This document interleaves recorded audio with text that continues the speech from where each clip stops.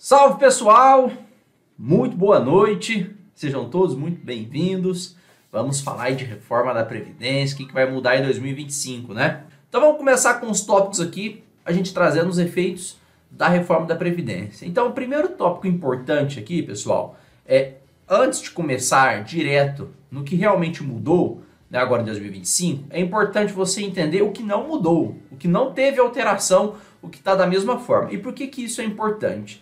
Porque em 2024, no ano passado, a gente fez diversas consultorias, diversos planejamentos e a gente tem observado que muitos clientes, né, que contrataram a gente aqui, já tinham condições de aposentar e estavam buscando uma possibilidade de aposentadoria futura. Não, mas já tem condições de aposentar, então as pessoas não sabem, ou porque não buscam informação, ou porque o direito previdenciário é um pouco difícil. Então vamos simplificar isso, vamos deixar isso de uma forma simples, entendível, para você entender. Por quê? Porque se você já tiver direito de aposentar, todos os meses você está perdendo dinheiro. Você tem direito de aposentar, já solicita a sua aposentadoria. Lembrando que a aposentadoria não é obrigatório você sair do seu emprego, você pode continuar trabalhando normalmente, né? Você consegue sacar todo o seu fundo de garantia. Doutor, eu aposentei, eu consigo sacar o fundo de garantia? Consegue, então você tem um saldo de fundo de garantia lá parado. Tem direito de aposentar? Aposentou? Consegue sacar fundo de garantia, consegue receber o fundo de garantia em conta. Então, ou seja, tem uma série de vantagens. E outro, o dinheiro é seu, você pagou, você contribuiu por aquilo, nada mais justo você começar a receber o mais rápido possível, no melhor benefício possível. Perfeito? Então isso é importante para você entender o que não mudou, porque às vezes você já tem direito de aposentar e não sabe que tinha direito, tá? Então muito importante, vamos acompanhar aí com a gente. Mudando aí, vamos lá para os tópicos, né? Que são importantes a gente trazer aqui. Então, você está vendo aí a tela. Primeiro tópico, né? Como eu disse, o que não muda em 2025. Então, primeiro, quem já tem direito de aposentar antes da reforma da Previdência, ou seja, antes do dia 13 de 11 de 2019, que é o direito adquirido. Aqui, pessoal, o planejamento previdenciário identifica isso, né? Lembrando, tem dificuldade do planejamento previdenciário, não sabe como fazer. Tem os nossos contatos aqui na descrição do vídeo, né? Então você tem WhatsApp, tem telefone, tem e-mail, manda aí pra gente que a gente vai tentar te ajudar no máximo possível, tá bom?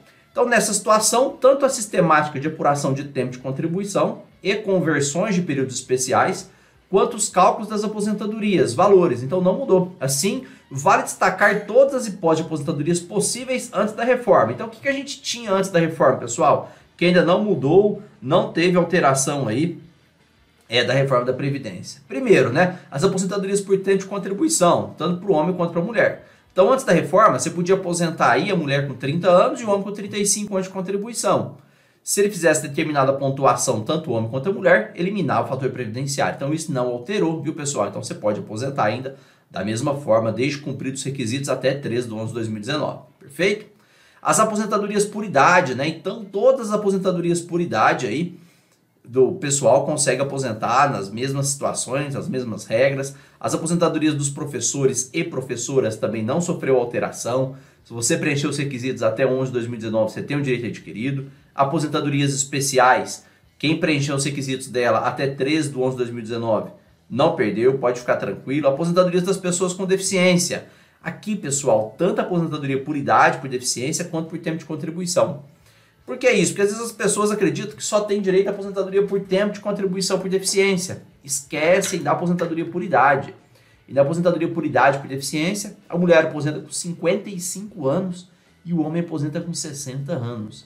E o que acontece? Às vezes lá em 2019, ou mesmo depois de 2019, a pessoa já preencheu esse requisito aí nesse tópico específico e esquece de verificar, né? Então não mudou. Aposentadorias por invalidez, conseguiu comprovar sua incapacidade permanente antes de 13 de novembro de 2019, consegue aí, normal, aposentar, e as aposentadorias rurais. Então essas são as regras aí do que não mudou antes, né, da reforma, que a gente coloquei como negrita aqui, a questão do direito adquirido.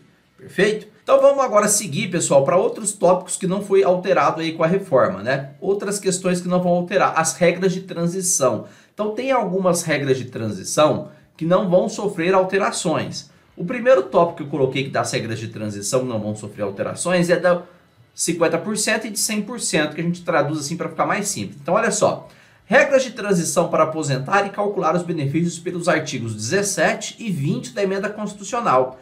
Então o artigo 17 fala da regra de 50% e o artigo 20 dessa emenda constitucional fala da regra de 100%. Assim, manterá a mesma sistemática de aposentação. Ou seja, então eu trouxe aqui um resumo para você. Para quem completou no mínimo 28 anos de contribuição até o dia 13 de novembro de 2019, no caso das mulheres, e no mínimo 33 anos de contribuição até 13 de 11 de 2019, no caso dos homens, será mantida a mesma sistemática de cálculo do tempo a mais a contribuir e do cálculo do valor apurado das aposentadorias. Como dito, né? Artigo 17, regra de transição de 50%. Então, vamos aqui para a tela só para eu te explicar isso aqui mais detalhado. Então, essa primeira regra de transição que não foi alterada é de 50%. O que é isso, 50%? É o tempo que você vai ter que contribuir a mais, né? Do período necessário. Então, a mulher tem 29 anos de tempo de contribuição até a data da reforma, até 13 de 11 de 2019. Legal? Perfeito. Então, como ela tem 29 anos, faltava para ela um ano para atingir os 30 anos. Então, além deste um ano que ela vai ter que cumprir, ela vai ter que cumprir mais 6 meses, que é 50% do tempo que faltava. Então, ela vai ter que ter 30 anos e 6 meses para conseguir aposentar. E às vezes a pessoa está esperando idade, já era para estar aposentada lá atrás, lá em 2020, né? No caso do homem é a mesma coisa, né? Então, se o homem tem 33 anos de contribuição, vamos imaginar que ele aí tem 33 anos e 6 meses, até novembro de 2029.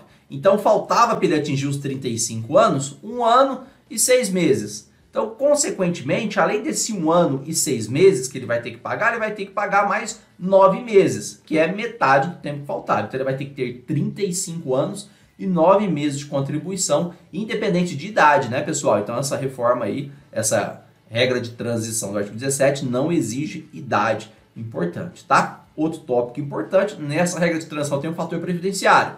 Então, você tem direito de aposentar, mas tem que verificar se vale a pena para você ou não, a depender do valor, depender da tua idade e tudo mais, aí o planejamento vai detalhar para você, perfeito? Então, voltando lá para a tela, para a gente dar continuidade, né? Aqui a gente tem outro tópico aqui, que consequentemente não alterou também.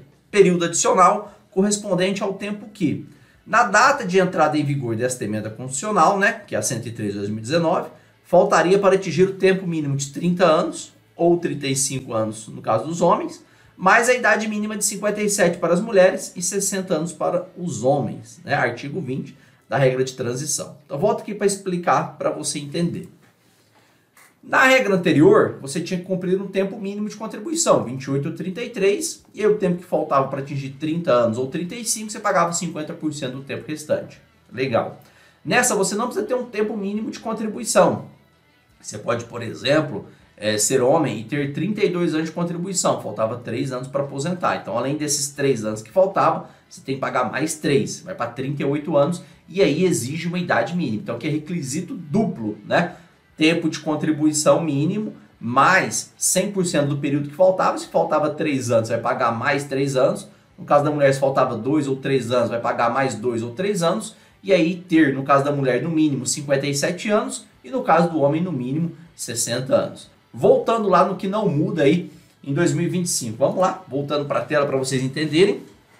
E aqui o tópico também dos professores, né? Então, os professores e professoras que comprovarem exclusivamente tempo de efetivo exercício nas funções do magistério, na educação infantil e ensino fundamental e médio, serão reduzidos para ambos os sexos, né, tanto para o professor quanto para a professora, os requisitos de idade, tá, e de tempo de contribuição em 5 anos. Então, tudo que aplicou aqui em cima, né, no tópico 2.1 e 2.2, aplica-se aos professores, reduzindo 5 anos em tudo. Perfeito? Tranquilo, né?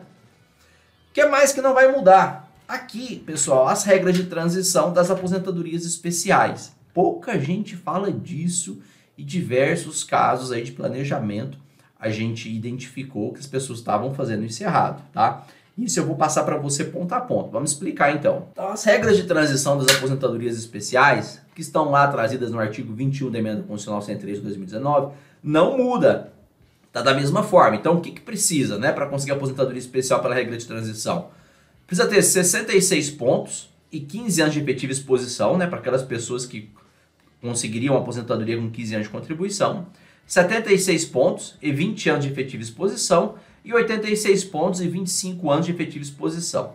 Então, vamos explicar isso aqui, né? Vamos esmiuçar isso aqui para ficar mais fácil para você entender. O que é os 66 pontos, pessoal? 66 pontos nada mais é do que a soma da sua idade mais o tempo de contribuição. Então, por exemplo, as pessoas que conseguiriam aposentadoria antes da reforma da Previdência com 15 anos, exposto a agentes nocivos, né? Vamos pegar aqui como exemplo os mineiros de subsolo.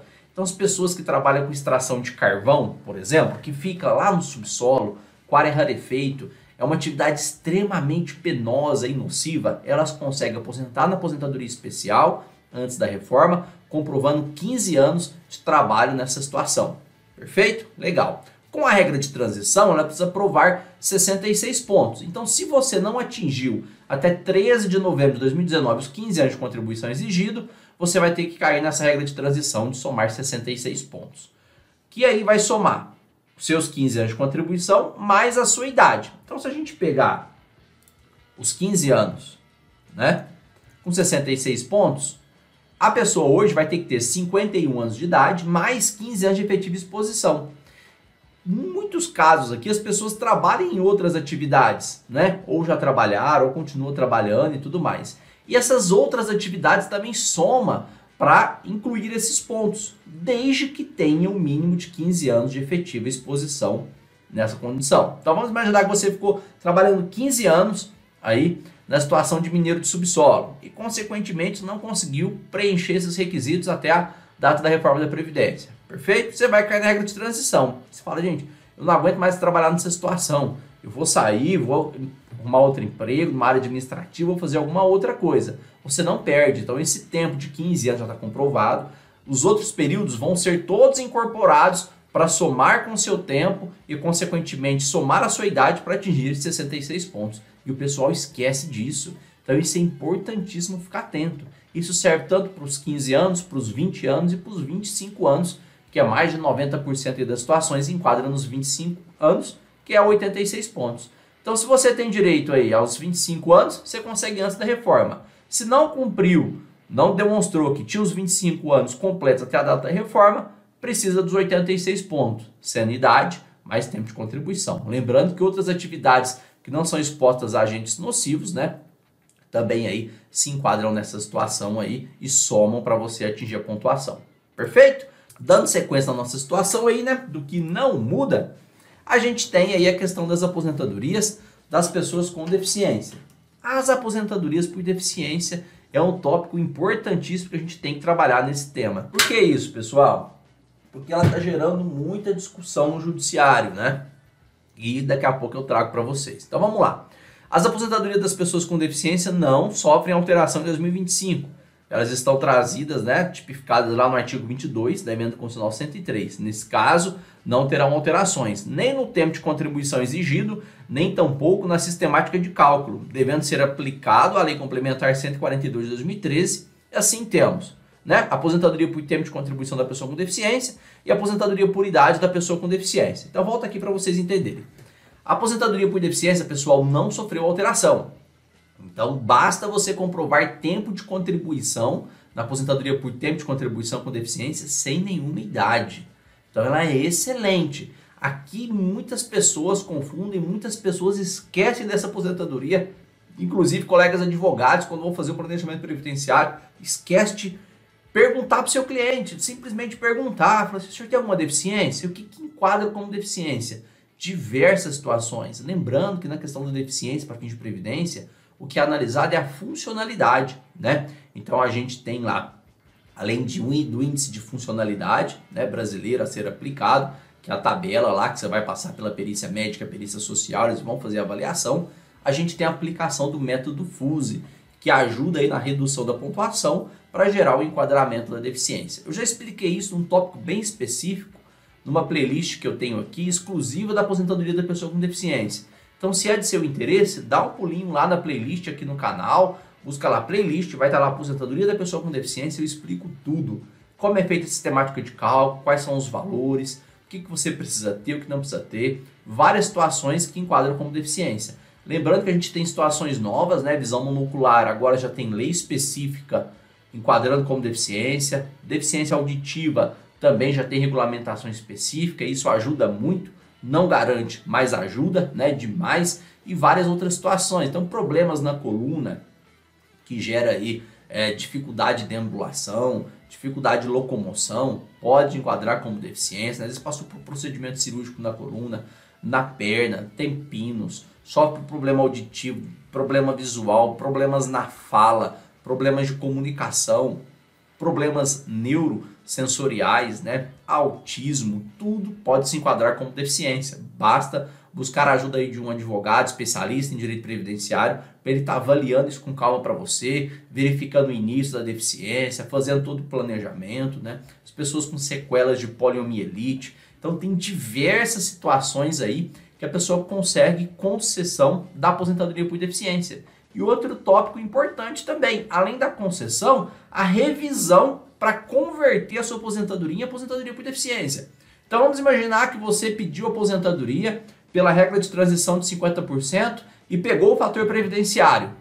E aí você achou que caiu muito o valor, simplesmente foi lá e solicitou.